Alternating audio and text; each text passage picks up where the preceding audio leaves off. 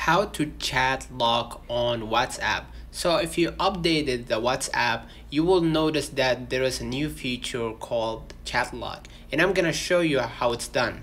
I'm gonna open up our WhatsApp, and as you can see right here, this is my interface of the app. What you're gonna do is you're gonna just select one of these chats that appearing right here. Let's say for example I want to choose this one. Okay, let's say this one. All right, and what you're gonna do is you'll click on the top, which is the name of that person. All right, and here you will see multiple options. You're gonna scroll a little bit down, and you will see under the disappearing messages chat lock. What I'm gonna do is I'm gonna just click chat lock, and I'm gonna just lock this chat with Face ID. And what you're gonna do is this chat will not be locked on your linked device. So I'm gonna proceed and say okay.